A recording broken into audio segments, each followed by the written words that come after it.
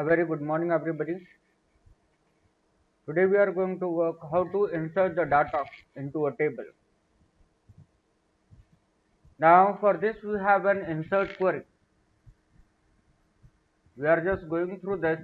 This is the syntax of the insert query in MySQL. Now insert into table name. It should be the name of the table and the column. Please make sure that the name of the column should be exactly the same, and then we put the value. Now, in our previous tutorials, we have created the database and also created the table. After a database and table has been created, we can start adding the data in them. Now, you can see the SQL format, and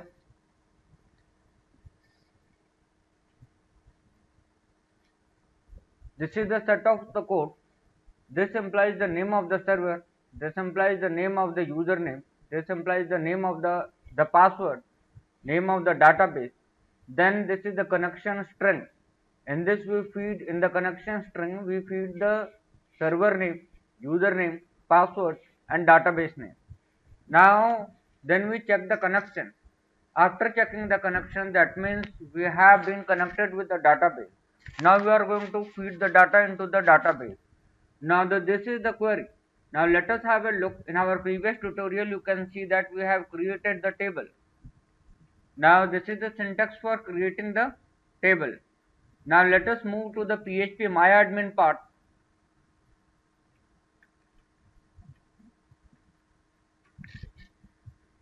Now this is the place where we are going to find all our databases stored and created that we have created in our last chapter. Now you can see that we have created a database MyDB. Now in this we have created a table MyGuest. Now you can see that this is ID, first name, last name, email and registration date. Now let us have a look to this first name, last name and email. So we are just going to insert only the three values. Now let us have a look to this. And first we are going to try to run the query on the server. Now in the local host we are trying to run the server. Name of the table MyGuest. So make sure that the name of the table should be same.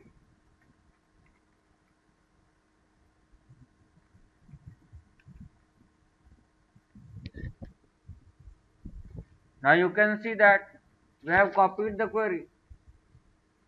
Now see, we can see that the first value has been inserted. Now let us have a look to the first value. You can see that yes, it was created, and in this the first name, last name, email address, this is what we feed it.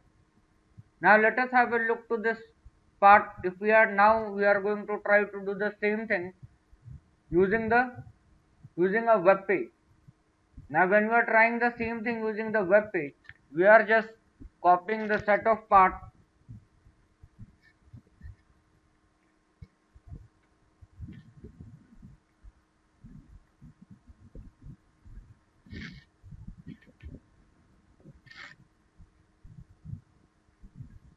in the folder. We are trying, the name of the folder is connect, and then we are trying to save the file with insert.php.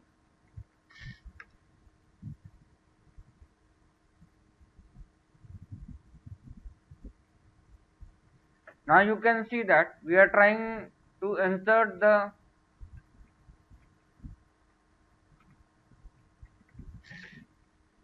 now here we get the error access denied for the username. Now localhost username is our root and the default password is blank. Now we have to check the name of the database. You can see that the name of the database is MyDB.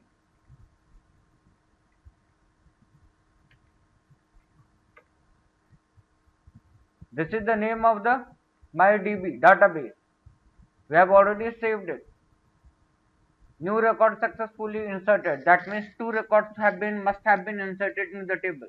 Now let us have a look to this table.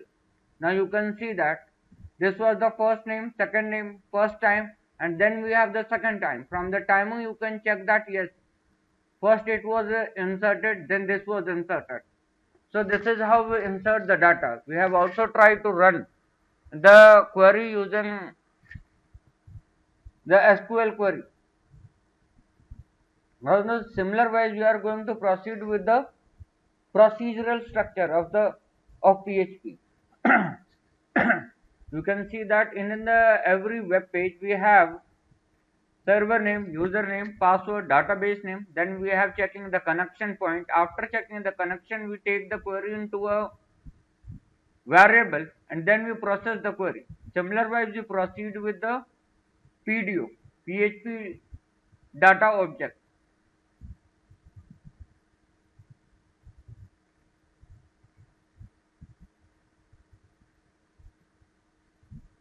This is how we work with the insertion query.